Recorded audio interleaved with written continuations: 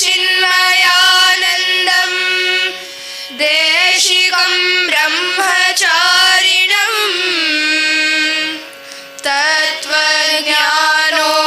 तत्त्वज्ञानोपदेशारं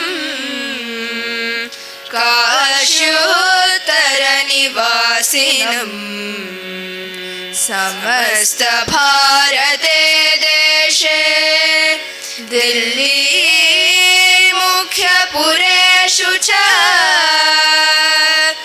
ज्ञानयज्ञं प्रकुर्वन्तं महान्तं ज्ञानसारं विद्यावन्तं गरिष्ठं तं गुरुं शङ्कररूपिणं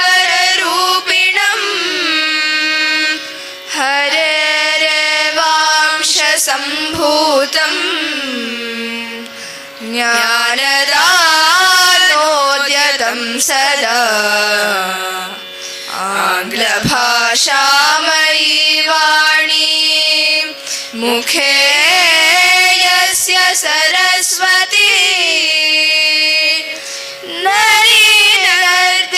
सन्तोषं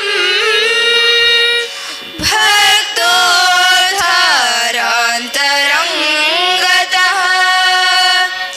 लोकान् कलिमलग्रस्तान्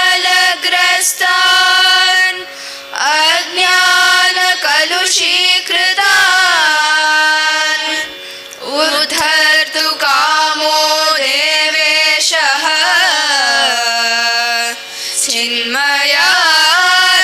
चिन्मयानन्दरूपतः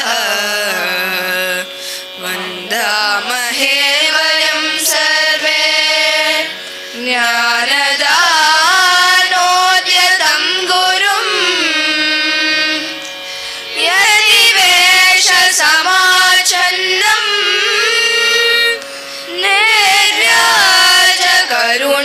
निर्व्याजकरुणानिधिं तपो शिष्यं शङ्कराचार्यमार्गगं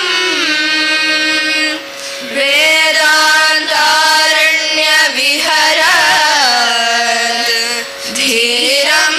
कण्ठीरवं गुरुं गीतासूपनिषत् ब्रह्मसूत्राणां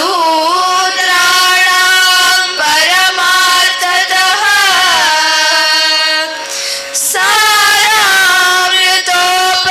सारामृतोपदेशार्थम् अवतीर्णो महान् हरिः स्वागतं वन्दनं चैव पादपूजां च कुर्महे गृह्णीष्वनो अनुगृह्णीष्व प्रसीदयति भूपते मङ्गलापत्तनेत्रत्वं मङ्गला